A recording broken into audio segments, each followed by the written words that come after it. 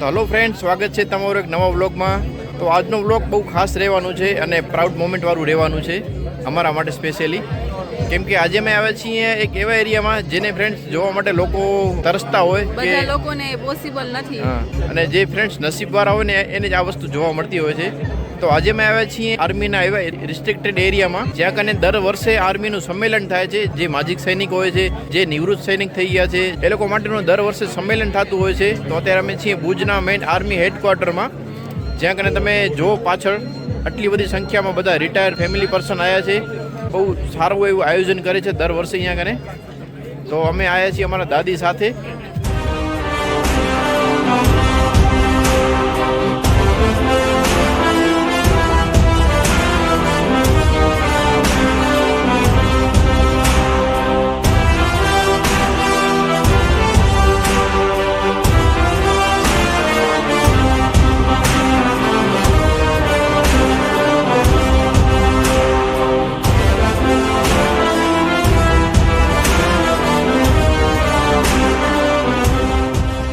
મારા દાદા એક્સપાયર થઈ ગયા છે. મારા દાદા હતા આર્મીમાં ગ્રેનેડિયર્સ બ્રિગેડિયર. હર વર્ષે અમારા દાદી તો આવે જ છે ને, દાદા હતા ને ત્યારે દાદા તો આવતા જ. અમે દર વર્ષે અહીંયા કને આવીએ છીએ કેન્ટીનમાં સામાન લેવા. પણ આ દર વર્ષે નહીં, દર મહિને સામાન લેવા અમે આવીએ છીએ. આ વર્ષમાં એક જ વખત પ્રોગ્રામ થાય છે. તો ત્યારે તો જે રિટાયર હોય કે જે શહીદ થઈ ગયા હોય એના ફેમિલી ના આવે ને જે ચાલુ નોકરી હોય એ પણ આવે એમ. એટલે તો અમે અમારા દાદી સાથે ને અમારા પપ્પા સાથે આવે છે અહીંયા આજે. અમારા દાદીને અત્યારે વ્હીલચેર આપી છે ને બીજી પણ વસ્તુ આપી છે. તેના સિવાય પણ ફ્રેન્ડ્સ ઘણી બધી વસ્તુમાં એ લોકો સપોર્ટ કરતા હોય છે. તો ફાઇનલી જીયાનાને એની ફૂડ કિટ મળી ગઈ છે ને ચીનોને તો જલસા વળી ગયા છે અહીંયા કને. ફ્રૂટી ને હા, અહીંયા કેટલી વાર પહેલી વાર આવ્યા કે બીજી વાર આવ્યા? તમે પહેલી વાર આવ્યા છો? તો દાદા હતા ત્યારે નતા આવતા? દાદા હતા ત્યારે સંમેલનમાં નથી આવ્યા. એટલે દાદા પછી તમને લાભ મળ્યો એમ? દાદા ભેગા નથી આવ્યા ને એક વાર. તો દાદી અમારા ફર્સ્ટ ટાઈમ આવ્યા છે એની લાઈફમાં. અમે પણ ફર્સ્ટ ટાઈમ જ આવ્યા. અમે ફર્સ્ટ ટાઈમ આવ્યા, દાદી ફર્સ્ટ ટાઈમ આવ્યા છે.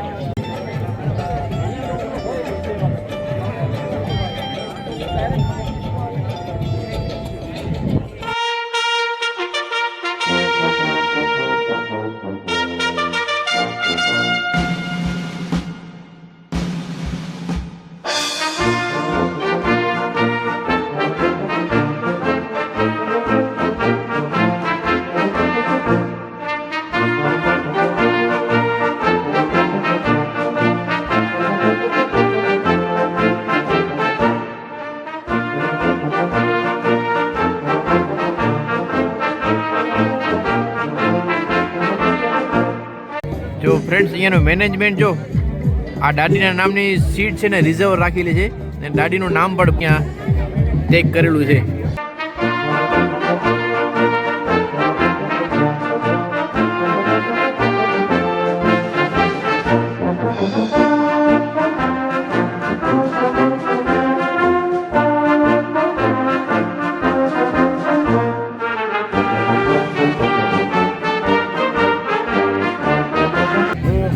ઓલરેડી કેપ્ટન ગુમાન સિંહનો સન છું. મારા ફાધર જૂન 1981માં રિટાયર થયા from National Defence Academy Khadakwasla. Right now army, navy, air force ત્રણ જે ચીફ છે એ એમના અંડરમાં ત્યારે ટ્રેનિંગ લીધેલી હતી નેશનલ ડિફેન્સ એકેડમીમાં, ઇન્ક્લુડિંગ બિપિન રાવત. એ ઓલ્સો એમના સ્ટુડન્ટ હતા.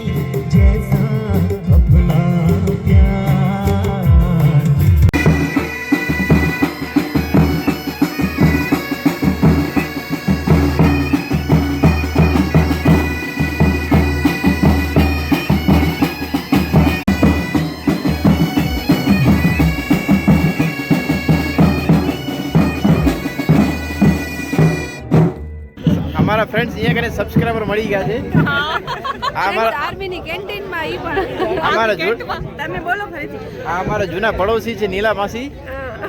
આ બેને મને છે ને ઘણા બધા ભૂતળા ખવડાવ્યો છે બાફી બાફીને બટેટા ખવડાવ્યા છે સાથે જ પીત્યું છે.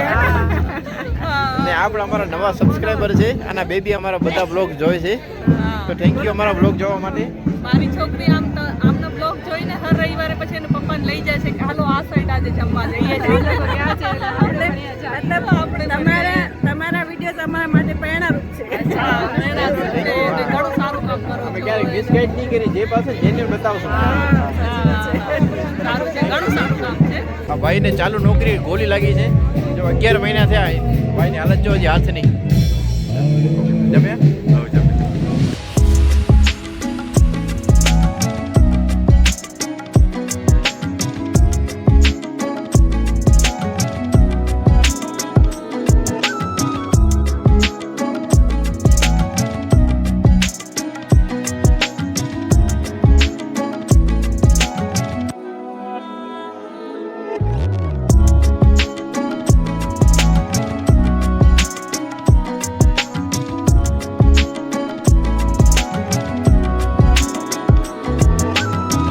અમારા નાના સબસ્ક્રાઇબર અહીંયા મળી ગયા છે. તમારું નામ?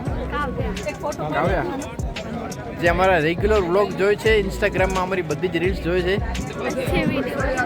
अच्छे बनाते हो आपको कुछ कहना है अच्छा लगता है हमारा वीडियोस. આ કાવ્યાબેનના પપ્પા દાદા બધા જ આર્મીમાં છે. હા, એના आपके भाई भी है. इसके भाई अब તૈયારી ચાલુ છે તો આના લગભગ સુધી ફેમિલીમાં બધા જ આર્મીમાં છે અત્યારે. બહુ સરસ तो बहुत सारू कहेवाय. आपको भी जाना है? ओके थैंक यू हमारा ब्लॉग देखने के लिए. फंक्शन पूरो થઈ ગયો છે બધો સામાન પાછો ભરે છે ટ્રકમાં. તો અહીંયાનું પાર્કિંગ છે. અમે આવ્યા હતા ને ત્યારે આખું પાર્કિંગ ફૂલ થઈ ગયો હતો. અમારી કાર ત્યાં પાર્ક કરેલી છે. હું જ્યારે નાનો હતો ત્યારે દાદા ભેગો બહુ આવતો અહીંયા કને. હવે આવીએ છીએ બે ત્રણ મહિને આવીએ છીએ દાદીને લઈને. કાં શું થયો? હા તો હા ગાડી દે ભલે લો. આમ તો અમને ઘરે તેડવા આવી હતી બસ પણ અમે કીધું કે અમે થોડા લેટ આવશું. જ્યાંથી નિવૃત્ત સૈનિકો આવ્યા છે ને ત્યાં મૂકવા જાય છે. કોઈ ભચાઉથી આવ્યા છે, કોઈક અંજારથી, કોઈક રાપરથી, કોઈક નખત્રાણાથી. તો તમે જ્યાં પણ રહેતા હો ને ત્યાં કરીને તમારા ઘરે તેડવા આવે અને ફંક્શન પૂરું થઈ જાય એટલે તમને મૂકવા પણ આવે. એટલી બધી ફેસિલિટીસ આપે છે. તો આટલી બધી ફેસિલિટી આપણા ઇન્ડિયામાં કોઈ પણ ગવર્મેન્ટ સેક્ટર નથી આપતું જેટલું આપણું ઇન્ડિયન આર્મી આપે છે. ચાલો મારા દાદી ત્યાં ઊભા છે. તો આઈ હોપ તમને આ વ્લોગમાં મજા આવી હશે. મજા આવી હોય તો લાઈક કરજો, કોમેન્ટ કરજો. ફરીથી મળશું નવા વ્લોગમાં. જય હિન્દ, વંદે માતરમ, બાય બાય.